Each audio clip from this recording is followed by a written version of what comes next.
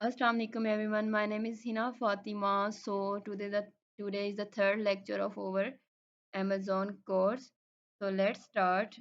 Previous one में हमने जिक्र किया था, थोड़ा सा हमने डिस्कस किया था कॉमर्स क्या होती है, ई कॉमर्स क्या होती है, फिर हमने कहा कि अमेज़ोन क्या होता है, और उसके बाद हमने अमेज़ोन की दो डिफरेंट वेज को हमने डिस्कस किया था। फिर हमने फुलफिलमेंट को डिस्कस किया था, उसके बाद हमने इसकी मार्केट प्लेसेस को डिस्कस किया था।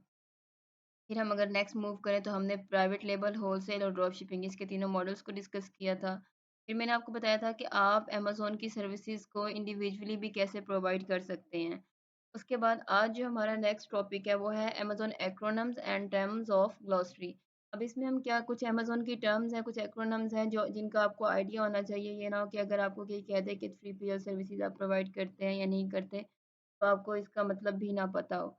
तो लेट्स स्टार्ट। आज हम इसके एक्रोनम्स को डिस्कस करते हैं। तो first one is 3PL services. अब बेसिकली 3PL सर्विसेज है क्या? Third party logistics. Let's suppose अब मैंने अपनी एक इन्वेंट्री रेडी करवाई है, अब मैं अमेज़ोन के वेयर हाउस में उसको भिजवाना चाहती हूँ, लेकिन हमारी जो अमेज़ोन का वेयर हाउस है अभी वो कहता है कि अभी मैं आपकी इन्वेंट्री को एक्सेप्ट नहीं कर सकता किसी भी रीज़न की वजह से, ठीक है? लेट्स सपोज़ कोई भी रीज़न हो सकता है। अब आप क्या करेंगे, आप उस सिनेरियो में अब आप परेशान हो जाएँगे, आप कहेंगे कि अब मेरी तो इन्वेंटरी भी रेडी है, अब वो मैंने इसको शिप करवाना है। तो आप क्या करेंगे, आप उसी ही स्टेट के अंदर एक 3PL सर्विसेज़ को हायर करेंगे, ठीक है? आपको उसको कहेंगे कि ये मेरी इन्वेंटरी है, ये मैं आपकी तरफ रखवाना चाहता हूँ। तो बेसिकली इनका काम क्या होता है, ये इन्वेंटरी को स्टोर भी कर लेते हैं अपने पास, फिर जैसे ही आपने आगे इसको शिप करवाना होता है, आप उनके थ्रू शिप करवा देते हैं। अब इसका एक और काम भी होता है कि लेट्स सपोज़ अगर आप एक होलसेल कर रहे हैं, ठीक है? होलसेल में आपने एक ब्रांड से परमिशन ले ली, आपने उसके डिस्ट्रीब्यूटर से अपनी इन्वेंटरी को रेडी करवाया। अब आप अपनी इन्वेंटरी को रेडी करवाने के बाद क्या करते हैं, एक 3PL वेयरहाउस के अंदर भिजवा देते हैं। वहाँ पे वो क्या करते हैं, वो आपकी लेबलिंग कर देते हैं। कुछ डिस्ट्रीब्यूटर होते हैं, वो लेबल फ्री में कर देते हैं, कुछ होते हैं वो नहीं करते। तो इस सिनेरियो में हम क्या करते हैं, हम 3PL सर्विसेज़ को हायर करते हैं। हम उनको अपनी जब इन्वेंट्री है उनकी तरफ शिफ्ट करवाते हैं, वो फिर इसकी लेबलिंग करते हैं और देन वो उसको अमेज़न के वेयरहाउस की तरफ शिफ्ट कर देते हैं। तो बेसिकली थर्ड पीयर सर्विसेज़ की जो 3PL है उसकी ये सर्विसेज़ होती हैं। अब अगर मैं सेकंड वन पे आऊँ, एसिन, इसका जो है अमेज़न स्टैंडर्ड इन्फो नंबर या आइडेंटिफिकेशन नंबर। अब अमेज़न जो है वो अपने हर प्रोडक्ट को एक यूनिक नंबर देता है 10 कैरेक्टर्स का, ठीक है? अल्फ़ाबेट्स भी होते हैं, नंबर्स भी होते हैं। मैं आपको दिखा देती हूँ। अब ये क्यों देता है, ताकि अमेज़न जो है उसके पास ट्रिलियंस ऑफ प्रोडक्ट पड़े होते हैं। वो क्या करता है, वो हर प्रोडक्ट को एक यूनिक नंबर दे देता है और वो सिर्फ़ स्पेसिफ़िक उसी प्रोडक्ट का होता है, वो किसी और प्रोडक्ट का नहीं होता। हम जिस तरह ही हम अमेज़न के पास ट्रिलियंस ऑफ प्रोडक्ट हैं, तो उसने भी तो आइडेंटिफ़ाई करना होता है ना कि अगर उसके पास एक ऑर्डर आता है तो वो कैसे आइडेंटिफ़ाई करेगा कि ये ऑर्डर क्या कौन-सा है, ये किसने ऑर्डर किया, कौन-सा प्रोडक्ट ऑर्डर किया। वो सिंपली क्या करता है, वो जाएगा जाके उसके एसइन को पुट करेगा, उसके पास सारी उसकी जो प्रोडक्ट है उसकी डिटेल्स शो हो जाएँगी। तो इसके लिए ये देखिए, अब अगर आप मैंने एक लिस्टिंग ओपन किया तो इधर देखिए आपको बिल्कुल सबसे ऊपर आपको ये नज़र आ रहा होगा एसिन। अब ये देखें, ये है इस प्रोडक्ट का स्पेसिफिक एसिन है। अब इस एसिन को इस प्रोडक्ट के अलावा कोई भी और प्रोडक्ट को हम नहीं दे सकते, क्योंकि ये सिर्फ़ इसी प्रोडक्ट का स्पेसिफिक एसिन है जिसके थ्रू अमेज़न इसको रिकॉग्नाइज़ करता है कि ये कौन-सा प्रोडक्ट है। सेकंड वन अगर मैं बात करूँ, बीएसआर बेस्ट सेलर रैंक। अब बीएसआर बेसिकली होता क्या है? अब आप ये देखें कि सिंपल वर्ड्स में मैं यहाँ से कहती हूँ कि अब अमेज़न जो है, वो जो उसके पास कितने सारे प्रोडक्ट्स हैं, तो वो क्या करता है, हर एक प्रोडक्ट को एक बीएसआर असाइन कर देता है। वो बीएसआर का क्या मतलब होता है? बीएसआर का मतलब ये होता है कि अब उस कैटेगरी के अंदर जो आपका प्रोडक्ट है, वो अमेज़न के पेज पे कितने नंबर पे बैठा है। लेट्स सपोज़ अगर ये देखें, अब ये एक प्रोडक्ट है, अब इसका बीएसआर है 4357। अब अमेज़न के ऊपर जो अमेज़न ने इसको असाइन किया हुआ नंबर, वो इसका है 4357। अब ये एक अच्छा कंसीडर होता है, होलसेल के अंदर मैक्सिमम 50,000 होता है, लेकिन बीएसआर जितना कम होगा उतनी ही आपकी सेल रेशियो ज़्यादा होगी और जितनी आपकी सेल्स होंगी उतना आपका प्रॉफिट ज़्यादा जनरेट होगा। अब इसकी जो मेन कैटेगरी है, बेबी कैटेगरी है, उसमें उसका 4000 प्लस है। लेकिन मैं अगर इसकी सब कैटेगरी को देखूँ, इसकी नीश को देखूँ, तो उसमें बेबी बॉटल्स है। बेबी बॉटल्स के अंदर जो इसका बीएसआर है वो 126 है।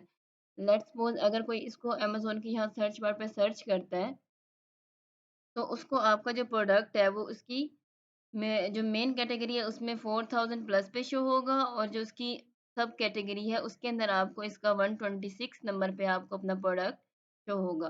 तो अमेज़न क्या करता है, वो हर प्रोडक्ट को उसकी स्पेसिफिकेशन और उसकी कि इसकी रेटिंग्स क्या है, उसकी रिव्यूज़ क्या है, उसकी सेल्स रेशो कैसी चल रही है, उस हिसाब से फिर अमेज़न क्या करता है, वो उसको एक बीएसआर असाइन कर देता है।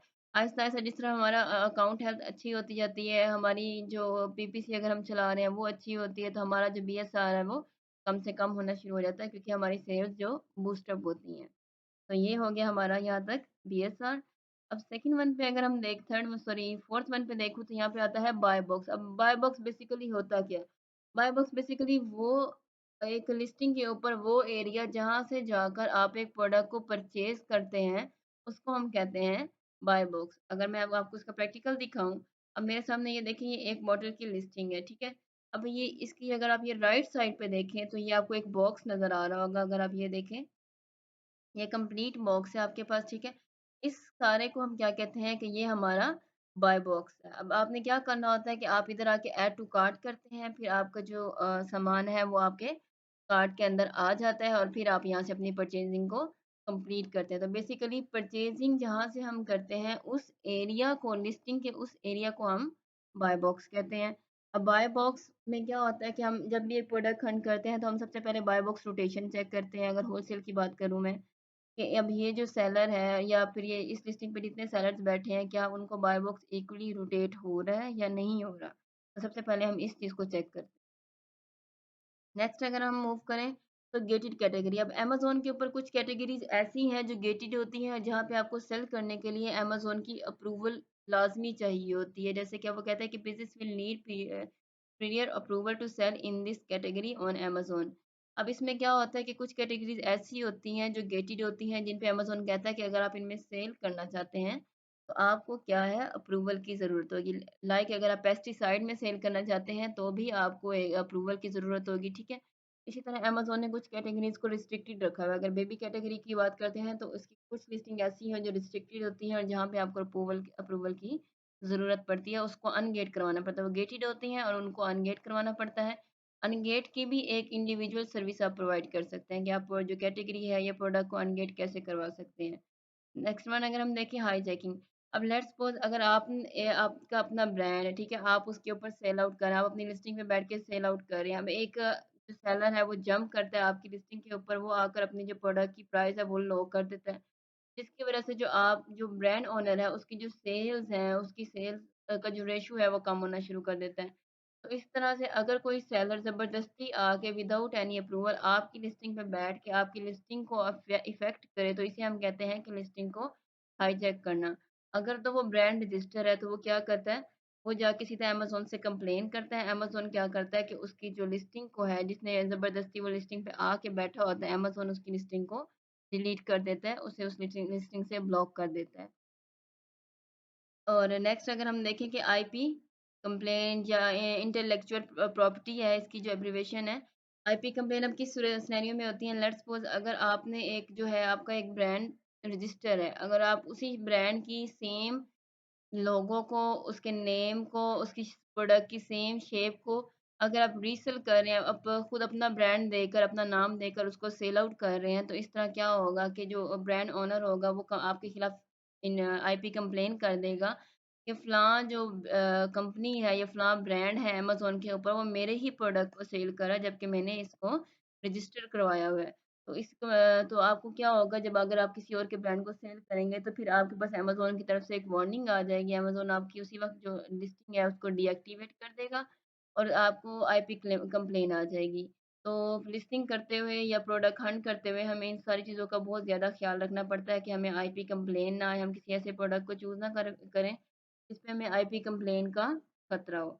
अगर इसकी मैं सिंपल सी एक मिसाल दे दूँ, इसकी मिसाल इस तरह से है कि अगर आपने अपनी एक प्रॉपर्टी ली है, ठीक है? और उस प्रॉपर्टी के ऊपर आकर कोई और घर बना देता है, तो आप क्या करेंगे? आप फ़ौरन कंप्लेन कर देंगे कि ये तो मैं इसका ओनर हूँ, तो ये कैसे इसको यूटिलाइज़ कर सकता है जबकि इसका ओनर मैं हूँ। तो सेम अमेज़न के ऊपर भी यही चीज़ होती है कि अगर आप किसी और की प्रॉपर्टी को अपने लिए यूज़ अपना नाम देकर इस्तेमाल करेंगे, तो आपके खिलाफ जो है वो अमेज़न वो जो ब्रांड ओनर है वो आईपी कंप्लेन कर देगा, जिसकी वज़ह से आपके जो है अकाउंट की हेल्थ है वो भी डाउन हो जाएगी, और आप